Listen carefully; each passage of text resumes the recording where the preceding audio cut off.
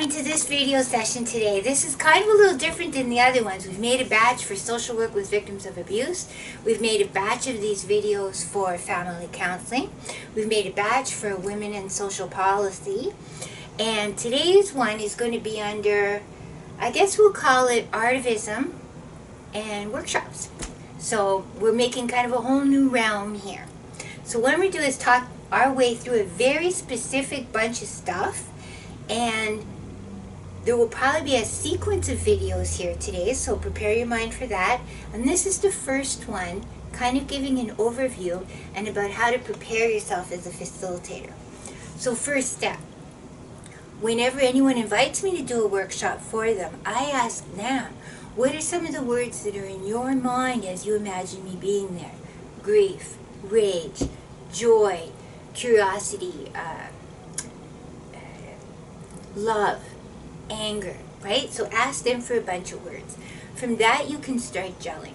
When they give you a word, for me, I'm going to tell you my inner thinkings. You're getting all my inner secrets here as an art therapist. Whenever they give me a word, I start to also think of the opposite of that word and construct continuums. So if they say grief, I find a bunch of words around grief.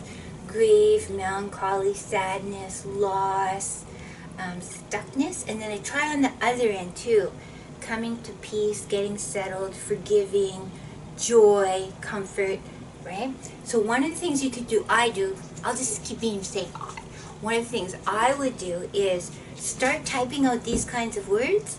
I would print them with different fonts and on different colored paper and cut them up and have them like the way you have a Chinese cookie with the roll in it, little pieces of paper. And that'll help you and later on them to brainstorm and process some of these feelings. So the more words you get in that bowl, the better. So this particular one was very off the cuff.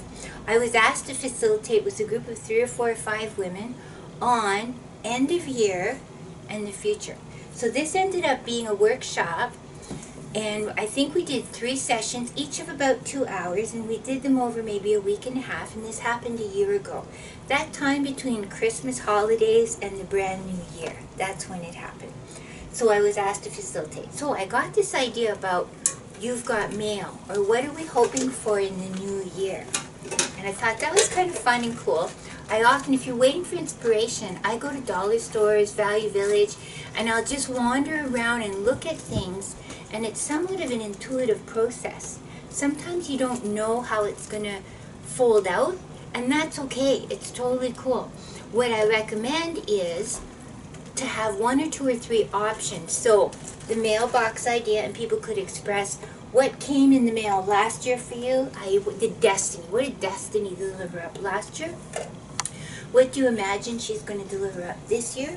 What did you not like? What do you want? What would you hope for in 2021, etc.? And I'll go further, but the first step, I ended up buying about 25 of these boxes, these mail boxes. They were about $1.50 each. And this set happened last year. I'm going to show you some of the outcomes.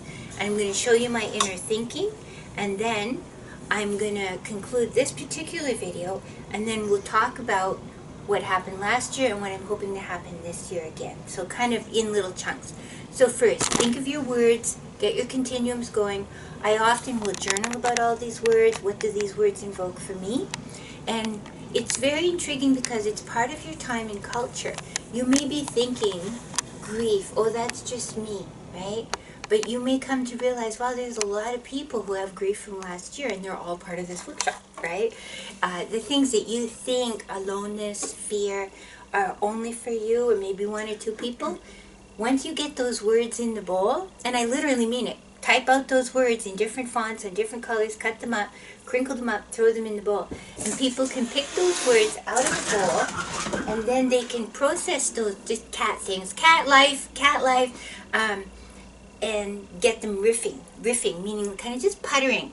You're inviting people to ponder and putter without specific goals. We're looking for process. It's like meditations or inner prayers, let's say, or inner explorations. So it's not, 1, 2, 3. It's riffing, kind of. I don't know, somewhere in that pot there's some stuff. So I thought these were very cool. You're looking for supplies that are of your time and place, so I think everybody knows what a mailbox is, right? You're also looking for things, if you can, that are kind of quirky. I like that this opens and closes, and I like it that it has this little red wiggle thing. I also like it that it came in different sizes. Do small, medium, large, and these ones are cardboard and these ones are tin. So somehow intuitively that works for me. I like to always bring things that are around diversity, because you don't want people to be looking at each other's pieces and saying, oh, hers is prettier than mine, or hers is cooler than mine. You want them to all be different, all unique, and it's not about being aesthetically pleasing. It's about throwing your ideas and feelings and memories and wishes into a space. So mailboxes. The other thing that is really nice is having some kind of backgrounds as an option. So I'll say to the group, you could do a mailbox, and or you could just do a box, or you could make it like a canvas that hangs on the wall, or you could mix and match them. You could mix and match them in some kind of a way. So I like to have different sizes of wood things or backgrounds, canvases. Some people could sew impressions on them. Some people can podge and glue things on. A good starting point for people who are stuck is I also have a whole bunch of dictionaries, which I get from Value Village, and they can rip the words, the pages with those words. So grief, rip out that page. Melancholy, loss, hope, joy, rip out the page. And those are very great resources, because old-fashioned dictionaries now, because everybody's using computers instead, those are $2. And you can go and buy $20 worth of dictionaries, and that gives people lots to play with, lots to podge with and make backgrounds. For coming up with words, you could probably also use like a thesaurus. Oh yeah, thesaurus, a synonym finder, there's rhyming dictionaries. If for $20 you can get this much cool stuff from Value Village, right? No problem with, or any of the charities. Also, even if you put out the word to your network of people, do any of you have dictionaries, magazines, National Geographics to donate? You'll be amazed how many people will take that as an opportunity to clean up their basement and dump stuff on you. Another option that's very cool in terms of supplies, this is $2 from dollar stores, and in this particular one we've got leaves, we've got a squirrel, snowflakes, mushrooms. I have other ones like this that have all the Christmas symbols. So for $2 you've got all these cool little icons in a way that people can paint and they can podge or glue onto their creative projects. Further, these kind of things right here are very useful because it helps you attach things. I would also recommend, if you can afford it, to have a drill on site. If you can't afford a drill, you can get sharp stabby things that are like a screwdriver but it's pointy, and you can stab holes to get through things and tie them on. So these, for those of you who haven't played with these kind of things, what are these called? Twist ties. Twist ties. So let's say you wanted to attach the mailbox to your piece of wood. Pipe cleaners? Pipe cleaners. There we I don't go. know, what kind of pipe would you be cleaning with this? So you make A two. really small one. Yeah, you make 2 or 4 holes here with your stabby thing, or even a hammer and a nail. Boom, boom, boom, boom. 4 holes. And then you make some holes in this. I love it when that happens. Surprise! I think I stole that because I didn't intend to put it in there, and I don't think they charged me for it. Look at that. How cool is that? Who knew? So you make 4 holes in here, and then if you put your 4 holes in here, you put it like this, you weave this through the holes, and you tie it at the back. So those kind of things. Also having lots of varieties of glue. I recommend to not use things like contact cement, although that's very powerful stuff. Unless you're doing a workshop outside, contact cement is really stinky.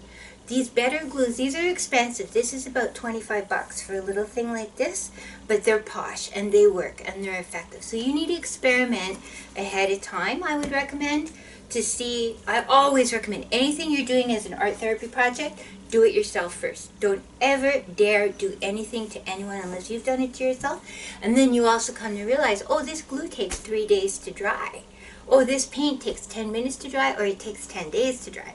You want to make sure that you've got quick and dirty, Or if people are going to paint something and it's going to take a week to dry, that you have something else they can be working on at the same time as that thing is drying.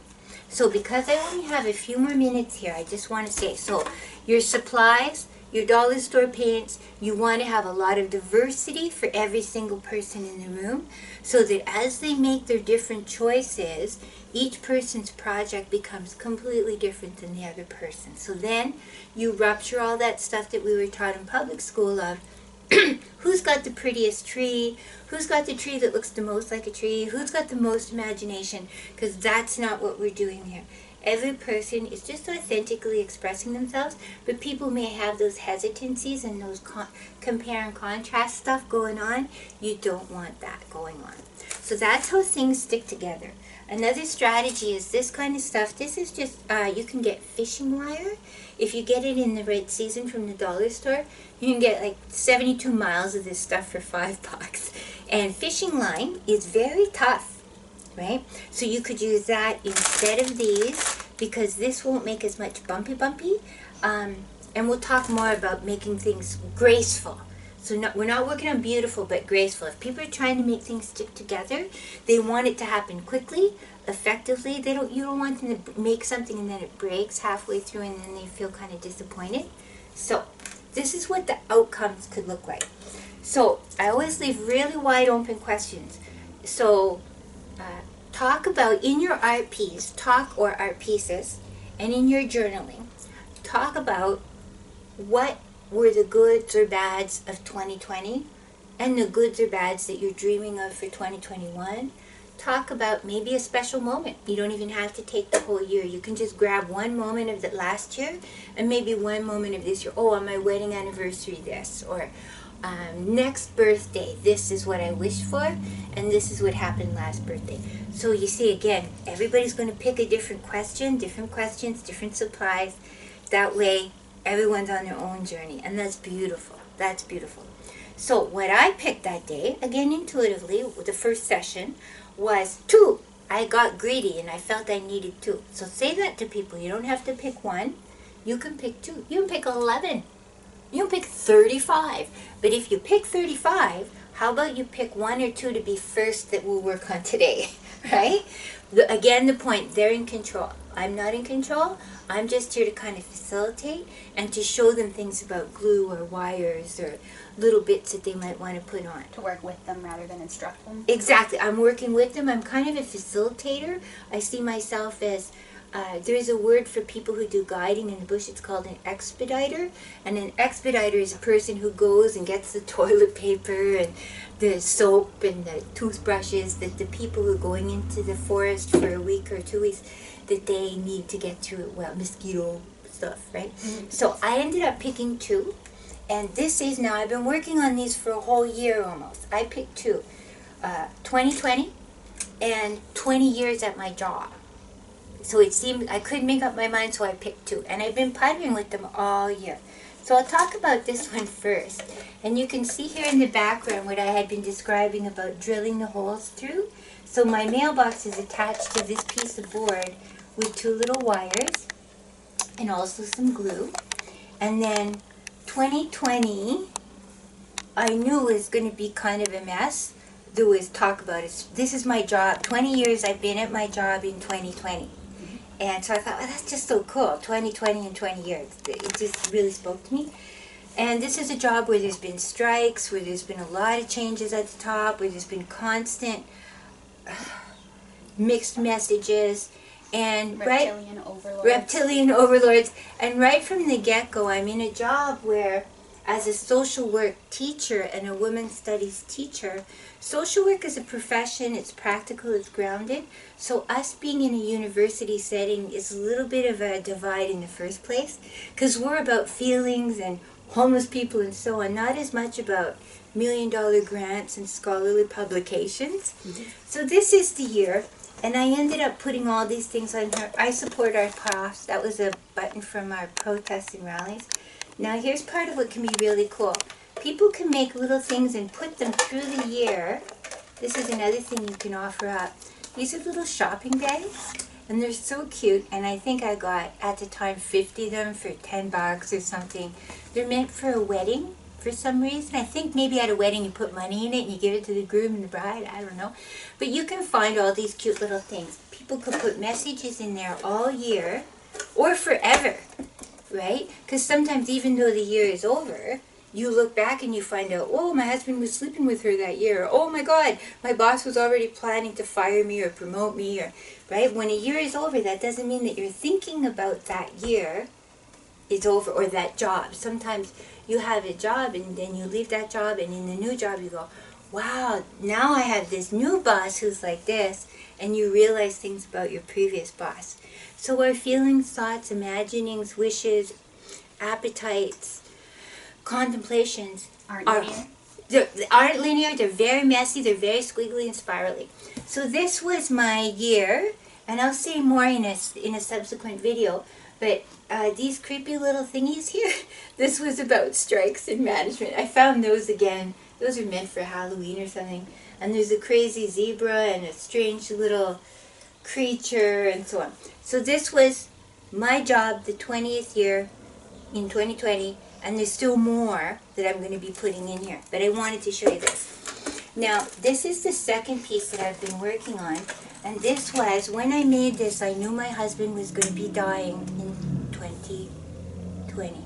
So I made this at the end of 2019. He had cancer. We'd had our fight with cancer for 5.5 years, and the doctors had told us it would be soon.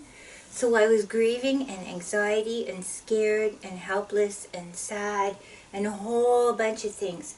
So you can see here 2020, and look how many little things I have in here, little notes and all kinds of little bitses and cards, and I'll probably have more and more over the years in here. And there's other things about the acorn. This is, you know, when you think of a pine tree, there's a little bird I've put in there and books and so on. So we'll talk about this in a subsequent video, but I wanted to just give you two quick examples of where all of this headed. It started from this, and it went to this, and this is the whole thing about death at the back. So we can hide things at the back. You can see a little skeleton in there, and there's other little skeletons and creepy goopy things. So sometimes that's another thing you can offer people. What you want at the back of your mailbox, Back of your canvas, the back of your canvas, or in a black, you could have a black envelope and a pink envelope that goes inside. The black could be words of sadness or toughness, and then the other could be happiness and joy. So we want to have both sides. So I just want to do one more thing before we close this video. So as I'm preparing, we're doing some of the same women as attended last year will be attending this one, but also new women will be attending this one. So again, you can see I'm getting ready. Just I've painted my boxes to have a flat cover, and I've painted my mailbox to this is going to be 2021, right? 2021, and this for me is going to be my year of the mouse. I've been writing poetry and thinking about it, and I found this incredible cat toy, and it actually, did you hear that? the noises. It makes a little noise as a mouse. This is how I feel this year as a widow. I feel small and scared and brown and pudgy and old, and this is where I'm starting. And in the next video, we'll talk about kind of the next steps with all of this. So thank you for coming. We'll talk more about all the little practical bits and preparation bits. But this is just to get you started on what it might be like to set up a workshop. Whether you're setting this up for 3 people, let's say it was a mom, a dad, and a child, or 53 people. I think 70 people is the biggest workshop I've ever done. And that was a fly-in reserve. So I hadn't met anybody there until I got there, and I had to send in my art supplies 2 weeks earlier on a truck. So we'll talk more, but there's the range of where we might be planning. Thank you for attending this first one on setting up workshops, reflecting on your supplies, putting it all together, and your internal process with your words and imaginings. Thank you, Steven Spielberg. Thank you, Carlene. Thank you, our audience.